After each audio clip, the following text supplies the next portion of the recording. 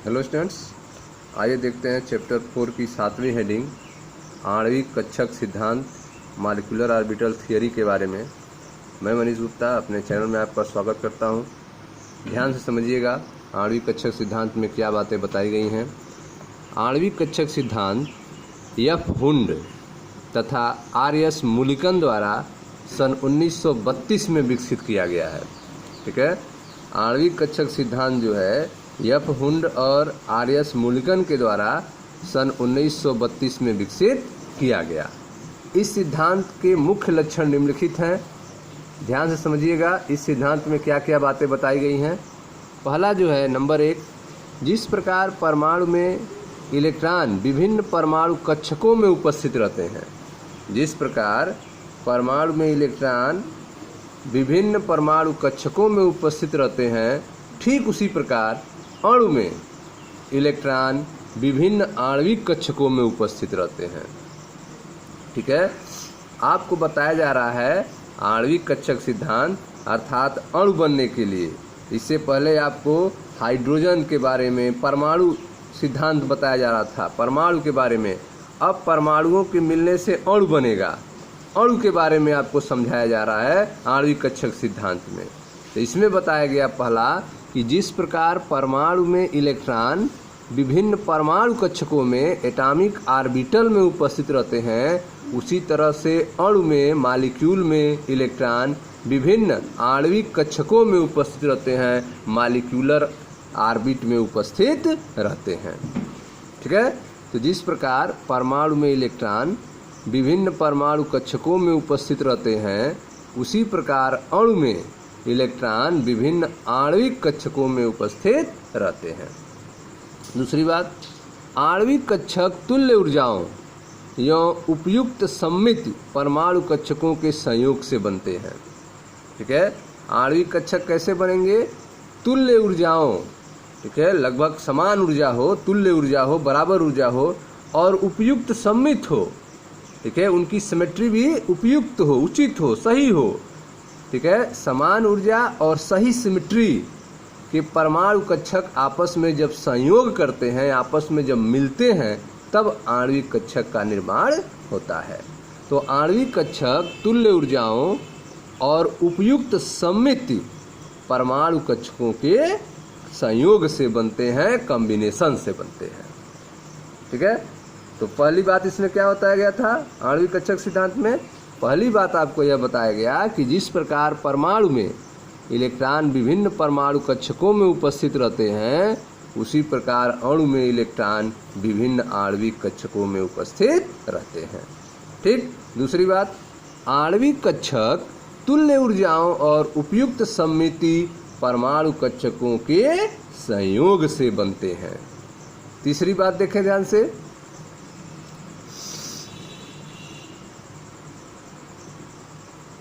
परमाणु कक्षक में कोई इलेक्ट्रॉन केवल एक ही नाभिक के प्रभाव में रहता है।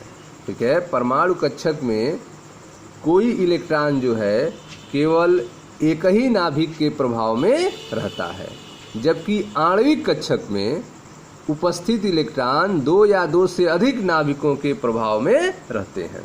ठीक है, अणु कैसे बनेगा? अणु बनेगा जब दो या दो से अधिक परमाणु आपस में मिलेंगे, तभी अणु बनेगा। तो आणविक कक्षक में क्या होगा? जो इलेक्ट्रॉन्स होंगे वे एक से अधिक नाभिक से अट्रैक्शन में रहेंगे, एक से अधिक नाभिकों के अट्रैक्शन में रहेंगे, जबकि परमाणु में इलेक्ट्रॉन जो होंगे एक ही नाभिक के अट्रैक्शन में रहेंगे। ठीक है, तो परमाणु कक्षक में कोई इलेक्ट्रॉन केवल एक ही नाभिक के प्रभाव में रहता है, जबकि आणविक कक्षक में उपस्थित इलेक्ट्रॉन दो या दो से अधिक नाभिकों द्वारा प्रभावित होता है। यह संख्या अणु में परमाणुओं की संख्या पर निर्भर करती है। ठीक है, इलेक्ट्रॉन कितने नाभिकों के द्वारा प्रभावित होगा, यह संख्या जो है अणु में परमाणुओं की संख्या पर निर्भर करती है। इस प्रकार परमाणु कक्षक एकल केंद्र की होता है। परमाणु कक्षक क्या होता है? एकल केंद्र की होता है, जबकि आणविक कक्षक जो है वह बहुकेंद्र की होता है। परमाणु कक्षक एकल केंद्रकीय होता है, जबकि आणविक कक्षक क्या होता है, बहुकेंद्रकीय होता है। ठीक है। इस तरह आपने तीसरे सिद्धांत में देखा कि परमाणु कक्षक में कोई इलेक्ट्रॉन केवल एक ही नाभिक के प्रभाव क्षेत्र में रहता है, जबकि आणविक कक्षक में उपस्थित इलेक्ट्रॉन 2 या 2 से अधिक नाभिकों द्वारा प्रभावित होता है। यह संख्या अणु में परमाणुओं की संख्या पर निर्भर करती है। इस प्रकार परमाणु कक्षक एकल केंद्रकीय होता है, जबकि आणविक कक्षक बहुकेंद्रकीय होता है। ठीक है। अगला बात देखें, बने हुए आणविक कक्षकों की संख्या, ठीक है, बने हुए आणविक कक्षकों की संख्या संयोग करने वाले परमाणु कक्षकों की संख्या के बराबर होती है। ठीक है। जितने परमाणु कक्षक आपस में संयोग करके आणविक कक्षक बनाएंगे तो परमाणु कक्षकों की संख्या के बराबर आणविक कक्षक का निर्माण होगा। बने हुए आणविक कक्षकों की संख्या संयोग करने वाले परमाणु कक्षकों की संख्या के बराबर होती है। जब 2 परमाणु कक्षकों को मिलाया जाता है, ठीक है, जब 2 परमाणु कक्षकों को मिलाया जाता है तो 2 आणविक कक्षक प्राप्त होते हैं। ठीक है। तो जब 2 परमाणु कक्षक मिलेंगे तो 2 आणविक कक्षक प्राप्त होंगे। ये दोनों कैसे होंगे? इनमें से एक जो होगा वह आबंधन आणविक कक्षक होगा। ठीक है, बॉन्डिंग मॉलिक्यूलर ऑर्बिटल होगा, जबकि दूसरा प्रति आबंधन आणविक कक्षक होगा, एंटी बॉन्डिंग मॉलिक्यूलर ऑर्बिटल होगा। ठीक है। तो एक होगा BMO और एक होगा AMO। एक बनेगा आबंधन आणविक कक्षक, एक होगा प्रति आबंधन आणविक कक्षक। ठीक है। तो बने हुए आणविक कक्षकों की संख्या संयोग करने वाले परमाणु कक्षकों की संख्या के बराबर होती है। जब 2 परमाणु कक्षकों को मिलाया जाता है तो 2 आणविक कक्षक बनते हैं। इनमें से एक आबंधन आणविक कक्षक और दूसरा प्रति आबंधन आणविक कक्षक कहा जाता है। 5वां क्या कहा गया है इस सिद्धांत में? नंबर 5, आबंधन आणविक कक्षक की ऊर्जा कम होती है। जो आबंधन आणविक कक्षक है, मॉलिक्यूलर ऑर्बिटल है, ठीक है, बॉन्डिंग मॉलिक्यूलर ऑर्बिटल जो है उसकी ऊर्जा क्या होती है? कम होती है। आबंधन आणविक कक्षक की ऊर्जा कम होती है, अतः उसका अस्थायित्व संगत प्रति आबंधन आणविक कक्षक से अधिक होता है। ठीक है। आबंधन आणविक कक्षक की ऊर्जा कम होती है, अतः उसका अस्थायित्व जो है संगत प्रति आबंधन आणविक कक्षक से अधिक होता है। ठीक है। तो जो आबंधन आणविक कक्षक है, बॉन्डिंग मॉलिक्यूलर ऑर्बिटल है, उसकी ऊर्जा कम होती है, इसलिए इसका अस्थायित्व जो है एंटी बॉन्डिंग मॉलिक्यूलर ऑर्बिटल से अधिक होता है।